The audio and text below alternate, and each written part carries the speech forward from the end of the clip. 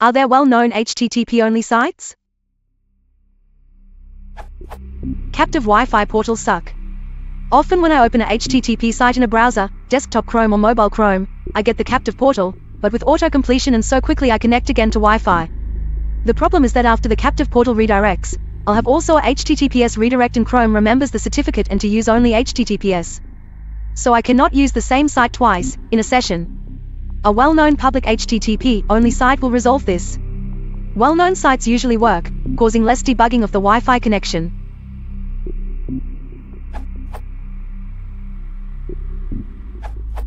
A well-known public HTTP-only site will resolve this. You can use this URL.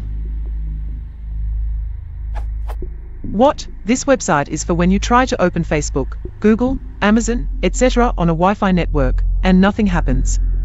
Type this URL into your browser's URL bar, and you'll be able to log on. How? Neversal.com will never use SSL, also known as TLS.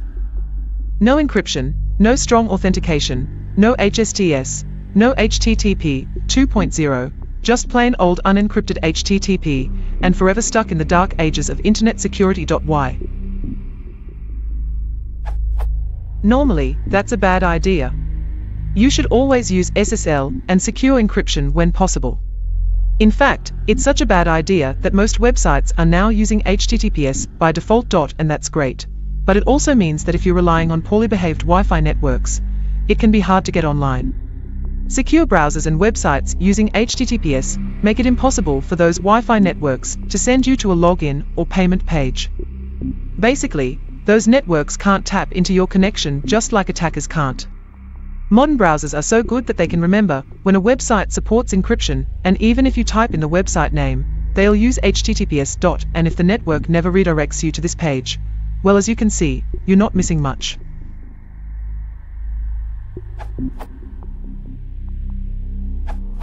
These answers came from the comments, and I believe they need a separate entry in the answers so they can be easily found. This URL. From a giant tree. This URL. From virtually Nick. This URL. Added here because similarly used by a browser. Neversal did not work in my ISP's captive portal, but the one from Google did.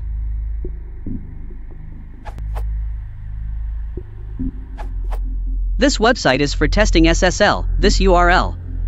It includes several subdomains that intentionally will never have SSL enabled, such as this URL, this URL, this URL, and more. For some reason, when I tried this URL, I was forwarded to a different website with SSL enabled, this URL. So it seems that it currently can't serve its one intended purpose.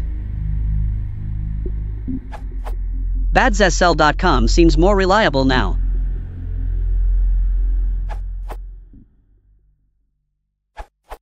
Old thread, but here's another one, this URL.